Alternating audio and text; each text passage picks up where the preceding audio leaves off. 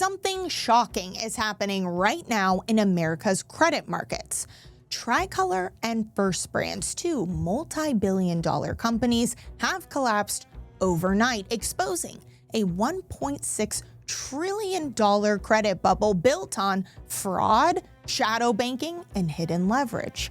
Now, investors, rightfully so, are freaking out because if AAA-rated Tricolor and billion-dollar cash flow First Brands, seemingly healthy companies, could go that quickly, well, you have to pause and ask yourself, how many more companies are out there right now on the brink, hiding their rotten balance sheets, and we have no idea? As these companies continue to collapse, the Fed is going to be faced with a familiar decision. Let everything fall to pieces, or step in with QE. QE, the likes of which will far outpace that of 2008 or 2020. And if history is any indicator, well, I think we know what they're going to choose. Which is why it is no surprise that as of recently, gold is surging, hitting new all-time highs, it seems, every single day. Those in positions of power, those with inside information, well, they already understand where we're going. They are positioned, the central banks, the elite, those with inside information. More and more people in the mainstream are waking up, but for many, it will be too late. Their savings, their retirement, their checking will be destroyed. But those who have the foresight to protect themselves outside of the system with physical gold and silver before it's too late, well, they will survive. Hi, everyone. Thank you so much for being here. I'm Taylor Kenny with ITM Trading. We have a ton to get into today as far as what exactly happened, what's coming next, and what it means for you.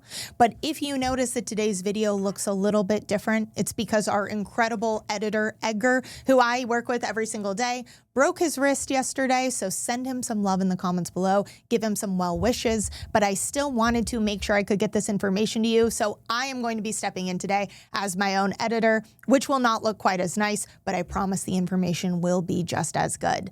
All right, so let's get into it. Back to First Brands. Now, in case you missed it, First Brands has just filed bankruptcy, officially collapsing, marking one of the most spectacular collapses in private debt markets in recent years. But you might be wondering, okay, a bankruptcy, what's the big deal? Don't we have those all the time? Which you would be correct. In fact, this year we are on track to outpace U.S. bankruptcies from 2020. That doesn't give me any peace of mind, but this is unique for a number of reasons. Now, this situation was funded largely by private credit. Private credit falls under an umbrella that I have talked about extensively over the last year, warning about, which is shadow banking, which includes private credit, hedge funds, money market funds, essentially all types of alternative finance that doesn't fall under traditional banking or finance. Now, these are not small potatoes we're talking about here. In fact, shadow banking now accounts for 49.1%, or almost half of all global financial assets. Let that sink in. Half of all global financial assets are quite literally operating in the shadows. The reason why this is such a big risk to all of us is because there's no regulation or transparency. It's very opaque. We really can't see what's going on. It's layers and layers of financialization, and they don't report the same way. If any of this is sounding familiar to 2008, well, not quite, but there are parallels that we're going to get into as far as risk goes here in just a moment. In fact, this is one of the reasons everyone was so shocked, is that these companies seemed healthy and then they're gone the next day. To quote here, it says 2 weeks ago, the group's loans were still trading at levels that indicated relative complacency about its finances. Everything was peachy keen. So what could have possibly gone wrong? Well, if you have no reporting, right, no transparency, no oversight, that's when you're going to be in trouble. Now, Tricolor, which collapsed just a couple weeks ago, they had a AAA credit rating. AAA, that is the highest level you can get. So what went wrong there? Well, a couple of things. Now, number one, they dealt with subprime auto loans. And we know auto delinquencies right now are at an all-time high. Americans are struggling across the country, right? So obviously they were going to be under financial stress from that. But number two, it's now saying that there could have been fraud, corruption, using the same assets for these asset-backed loans. So using the same asset multiple times over with maybe different private lenders. And again, because of the lack of transparency, no one could really see what's going on. Now, What do you think? Do you think that this is a one-off situation, as some in the news are trying to play it, that it's just a coincidence we had two collapse at once like this? Or do you think something much more serious is going on? Now, I personally think something much more serious is going on. I think we would be shocked to discover what's hiding underneath that surface. But it does raise a lot of questions for me and parallels to 2008, because I've got to ask, right? How is this possibly happening? How did they have a AAA score? How was no one knowing? Well, number one, it shows us that the regulators either are not doing their job well, which could very well be the case, or they are doing their job just as intended, right? Maybe someone somewhere is benefiting from this, maybe a lot of people on Wall Street. And it's us, the everyday Americans, who are going to suffer when the fallout comes, which we're going to talk more about in a second. Number two, all of this shows us that these asset-backed loans, the private credit that's going on here, they can't really be trusted the way that we thought they could, right? 1.6 trillion is the estimated credit bubble here, but that's just based on these asset-backed loans. If we look even bigger, even larger on the financialization that's built on top of that, right? The derivatives. I don't even really have a number because I couldn't find one online. No one really knows. And again, that's due in large part because there is so much uncertainty around the shadow banking. No one really knows. But it doesn't just stop there. Banks had massive exposure to this. JP Morgan and Fifth Third, we're talking hundreds of millions of dollars in losses. But if more and more of these companies start to go under, well, what does that mean for our banks who are already under tremendous stress, already have massive unrealized losses from their bond holdings as well as commercial real estate? It could be the final push. But wait, it gets worse. Just yesterday, U.S. SCE chair vows to fast-track scrapping quarterly corporate reports. Wow, because who needs a corporate quarterly report when you could just have a report every 6 months, every 12 months? In fact, let's just do away with reporting altogether. What company needs to report anything, right? Let's hear what he has to say. He says, Paul Atkins says, the government should provide the minimum effective dose of regulation needed to protect investors while allowing businesses to flourish.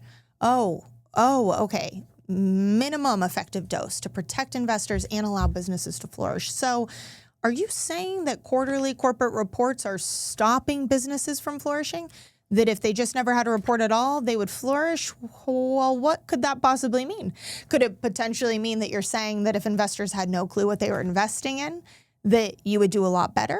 If no one knew that the company's health wasn't very good, that in fact the health would be better because you would just trick and trap more people? Because I'm not really sure what else to make of that. This is all bad news. You guys, I'm not going to sit here and try and put a positive spin on any of this garbage, because at the end of the day, the only good news, I guess, is that we are seeing the cracks forming. We've known they're there. We can feel they're there. We've almost just been waiting for this to happen. And in a sick way, I'm kind of glad both went at once, because when it was just Tricolor, I saw a lot of news coverage saying, oh, no, this is just a one-off. No, not so easy to dismiss that now, right? If we have no clue the health of these companies that are out there, if we have no clue the exposure of the shadow banking lending with the companies, right? And then the regular traditional bank exposure to these companies, well, what's going to happen, right, when this all kind of blows up, when it comes crashing down? The Fed is going to be forced to step in. They're going to fire up the printing press. We already know it. QE is going to be off the charts. And of course, we know how this ends every single time with inflation, rapid inflation. And again, if they have to print what I think they're going to have to print, if they're going to have to step in the way I think they're going to have to step in, it could lead to hyperinflation. I mean, that is the natural trajectory of where we're going next, which again is why it is no shock that we are seeing gold surge. See, the SEC talking about protecting investors, no, they don't care about you. They don't care about me. They care about duping people, making sure people are trapped inside of their system so that they can take all your profit, they can transfer your wealth to themselves. But those in power, those in positions of power, the elites, the insiders, they already understand what's coming next. This is why central banks have been buying gold at record quantities for the last couple of years. They're positioning ahead of this fallout, right? They know it's coming and they're getting in position now. And that is the same thing that I wish for everyone else out there watching. We know that our dollars are never going to be worth more than they are today.